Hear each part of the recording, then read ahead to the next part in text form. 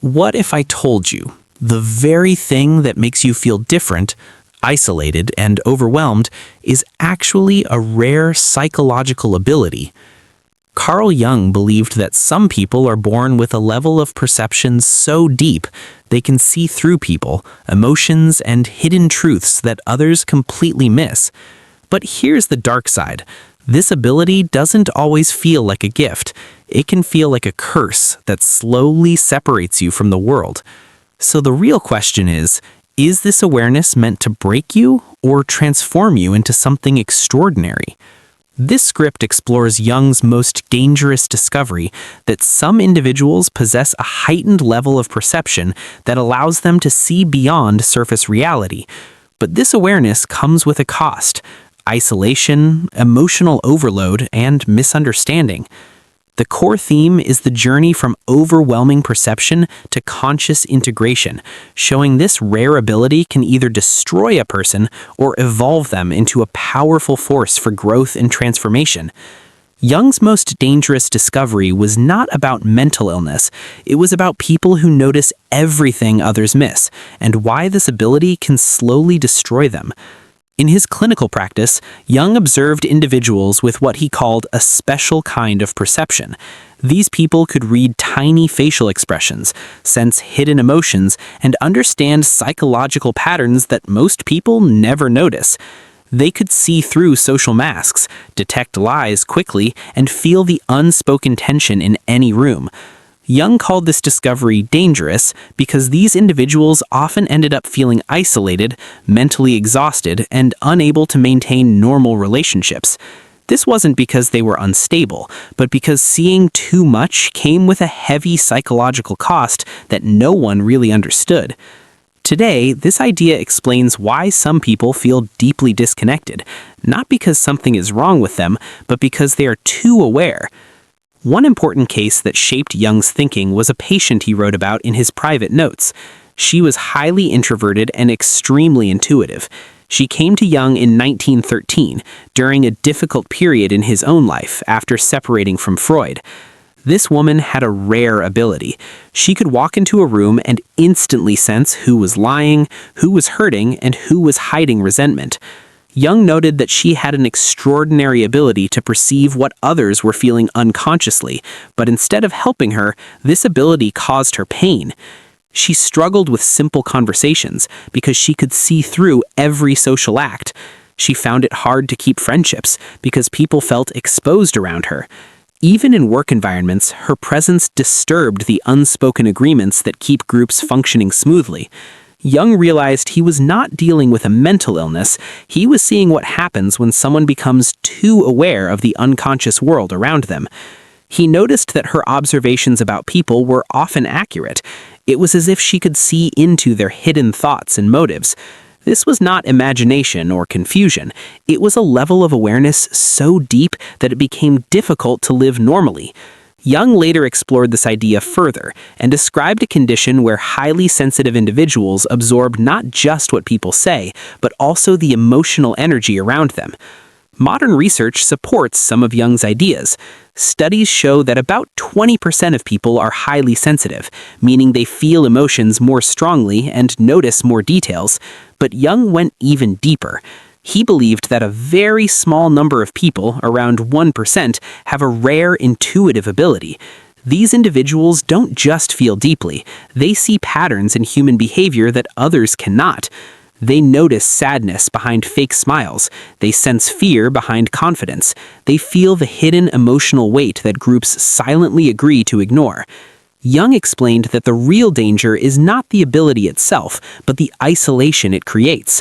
When you see what others cannot or refuse to see, you become like a mirror, and most people are not comfortable looking into that mirror. This creates a painful situation where a person's greatest strength becomes their biggest burden. Instead of being appreciated, they are misunderstood and pushed away. Jung also discovered another serious problem. People who see clearly often become targets of something called projection. This happens when others unconsciously attack them for showing truths they don't want to accept about themselves. For example, if someone points out a hidden problem, instead of reflecting on it, the other person may react with anger. They may accuse the observer of being negative, judgmental, or creating issues that don't exist. Jung saw this pattern again and again. The person who sees clearly is blamed for problems they did not create, only noticed. He explained that people often find it easier to attack the person revealing the truth than to face the truth itself. This leads to what Jung called the scapegoat effect. Highly aware individuals are often treated as the problem in groups, not because they cause issues, but because they expose issues that were already there. So Jung's most dangerous discovery reveals a powerful truth. Seeing deeply can either isolate you or transform you into someone extraordinary, depending on how you handle it. Have you ever felt like you understand people and situations more deeply than others, but it only makes your life harder instead of easier? Jung once observed that a person with superior perception often becomes a container for everything a group refuses to admit about itself. In simple words, they end up carrying truths that others avoid. This is why such individuals don't just feel misunderstood, they often feel targeted in a way they cannot logically explain. But Jung's most unsettling discovery went even deeper. He noticed that this overwhelming level of perception doesn't show up the same in everyone. Instead, he identified 4 different patterns among highly intuitive people, each showing a unique way of dealing with the unconscious emotions of others. The first type is the feeling intuitive. These individuals don't just notice what is happening inside others, they actually feel it within themselves. They absorb emotions so deeply that it becomes hard to tell which feelings are theirs and which belong to someone else. Jung described them as living in a constant state of emotional overflow, where they experience the hidden emotions of everyone around them. The second type is the thinking intuitive. These people can see patterns in behavior and predict outcomes with surprising accuracy. They might sense a relationship falling apart or personal crisis coming long before it actually happens. This doesn't come from logical thinking, but from a deep, unconscious understanding of patterns that others cannot yet see. The third type is the sensation intuitive. Jung described these individuals as being highly aware of the physical side of emotions. They can sense stress, illness, or tension in others even before it becomes obvious. It is as if their body picks up signals that others completely miss, making them like early warning systems for emotional and physical distress. The fourth and rarest type is the pure intuitive. These individuals receive a huge amount of unconscious information, but struggle to organize or express it clearly. They often feel overwhelmed because they see so much, yet cannot easily explain what they are experiencing. Jung believed they live in a constant state of mental overload. But Jung didn't stop at identifying the danger. He also discovered how to handle it. The solution Jung offers is not to suppress this ability, but to master it through self-awareness and integration. This means learning to separate your own emotions from what you absorb, doing deep inner work to understand your own shadow, choosing the right people to share your insights with, using your perception as a tool to help, not to judge or overwhelm. When you do this, your awareness stops being a burden and becomes a strength. You move from confusion to clarity, from isolation to purpose.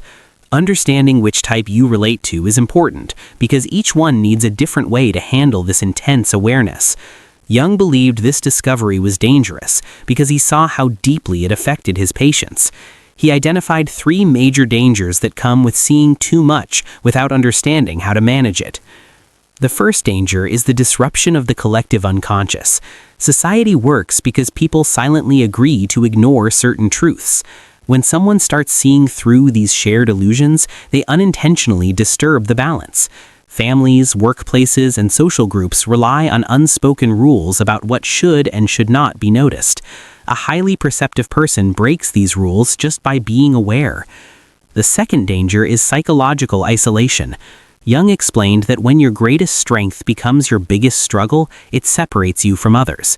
A person who sees deeply often feels alone, as if they are living in a different reality. This isolation is not just social, it feels deeply personal and existential, like being disconnected from the world itself. The third and most serious danger is identity loss. Jung found that people who constantly absorb emotions and thoughts from others can begin to lose their sense of self. They become so filled with outside influences that they can no longer tell what truly belongs to them. Jung called this a state where personal boundaries disappear and the individual starts to merge with the emotions of the collective. This can lead to a complete loss of identity if not handled carefully.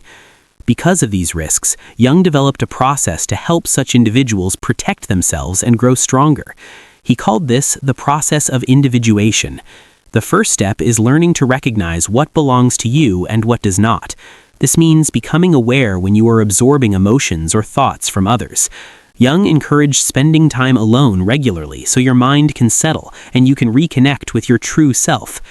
The second step is shadow integration. Jung believed that the reason we are disturbed by certain traits in others is because we have not accepted those same traits within ourselves.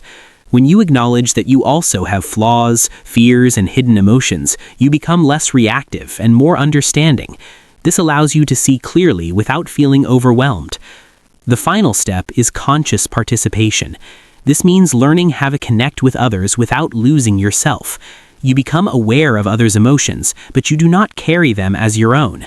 Jung described this as developing a strong inner boundary where you can observe and understand without being consumed.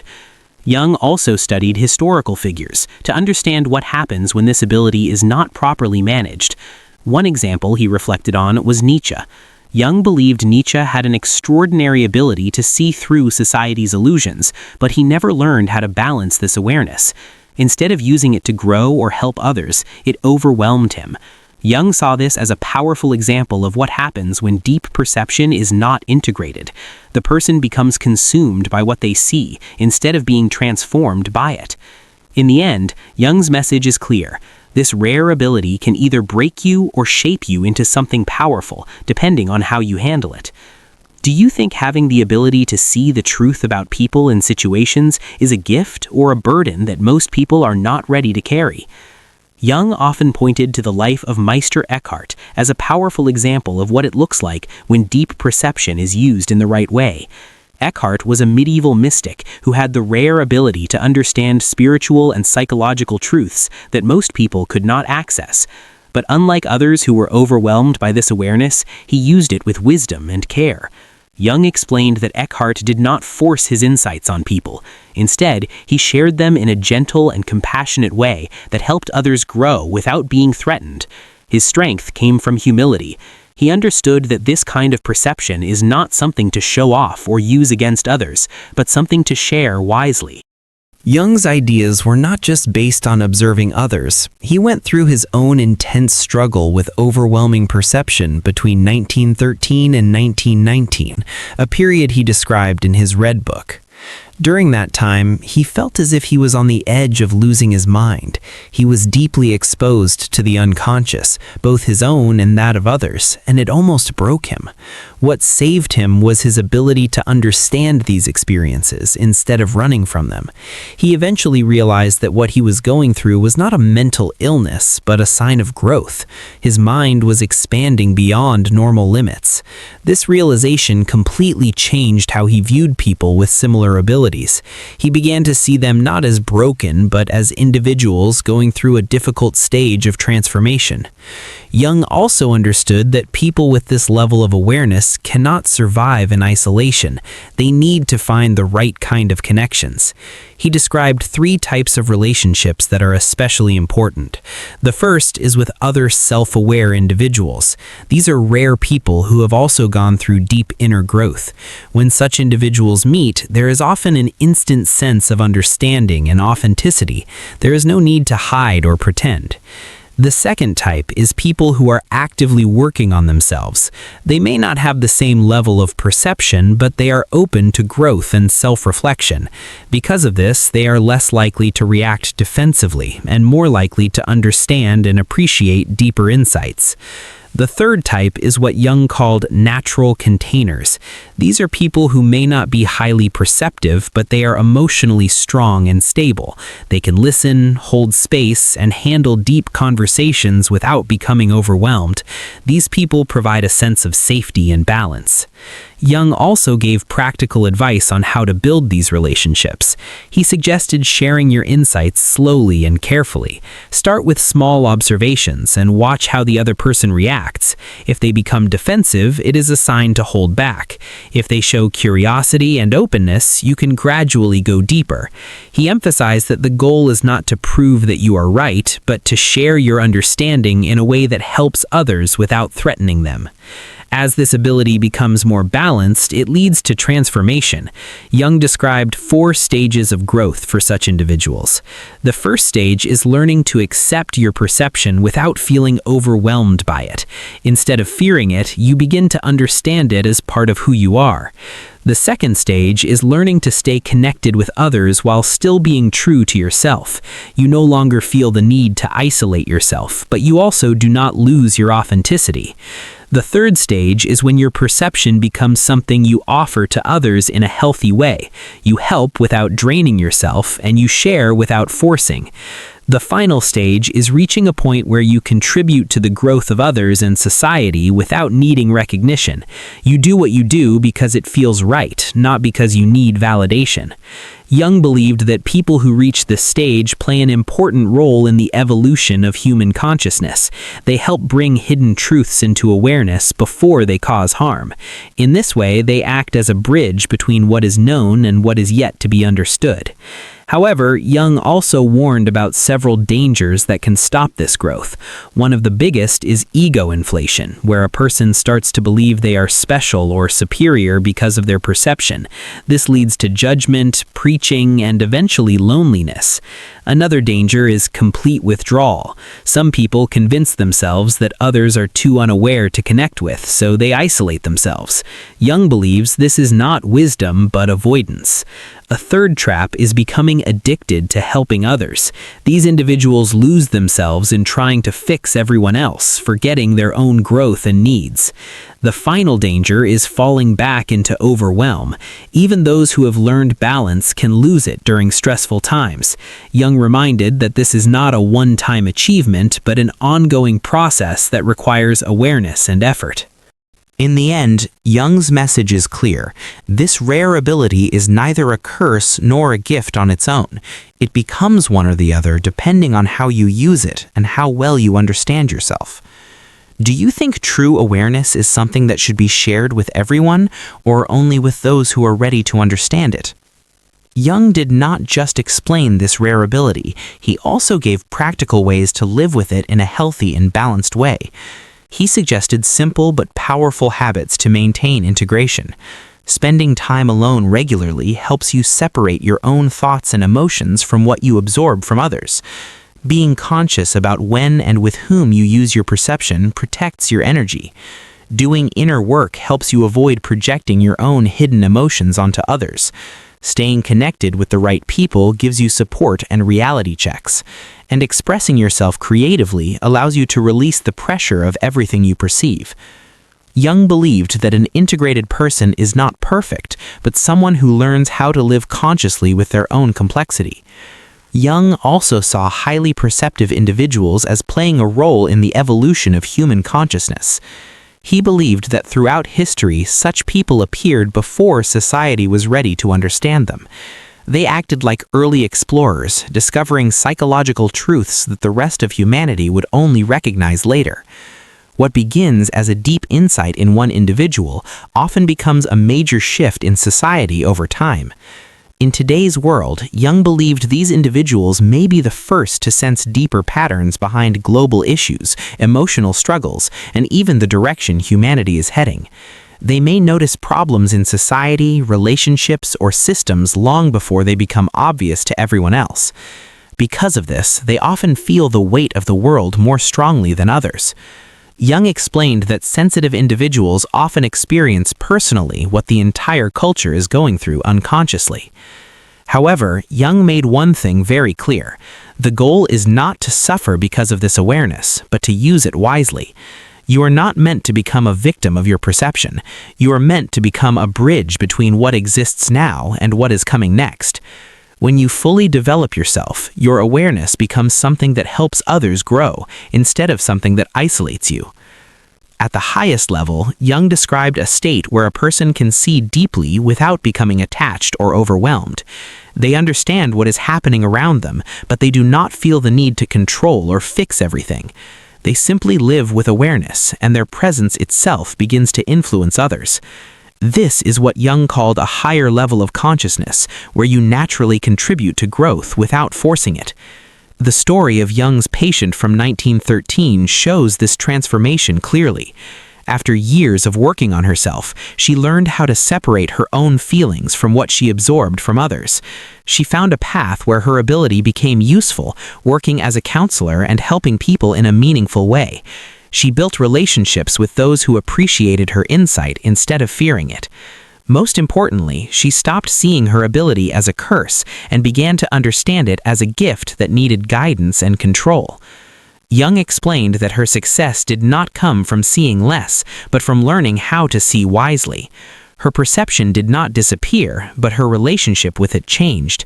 This is the core of Jung's most powerful idea. Some people are born with a level of awareness that is ahead of its time. If they do not learn how to handle it, it can lead to isolation and confusion.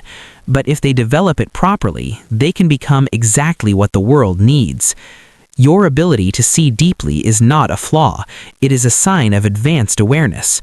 The real question is not whether you should hide it to fit in, but whether you are ready to learn how to use it properly. Jung's method offers a path from confusion to clarity, from overwhelm to strength, and from isolation to meaningful contribution. You are not meant to suffer silently because you understand more. You are meant to grow into someone who can use that understanding in a balanced and powerful way.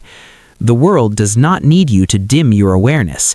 It needs you to refine it so it can become something that heals rather than harms. In the end, Jung's most dangerous discovery was not that some people see everything. It was that many people never learn how to use what they see. The danger is not in the ability itself, but in not developing the wisdom to handle it. You were never too much. You were never broken for seeing what others ignore. You were simply given a level of awareness that requires growth, discipline, and understanding. The truth is, the world doesn't need you to hide your perception. It needs you to refine it, because when used wisely, your awareness doesn't just change your life, it helps evolve the consciousness of everyone around you. Your gift is not the problem. Not knowing how to use it is. Have you ever felt like you understand people and situations more deeply than others, but instead of helping you, it made you feel more alone?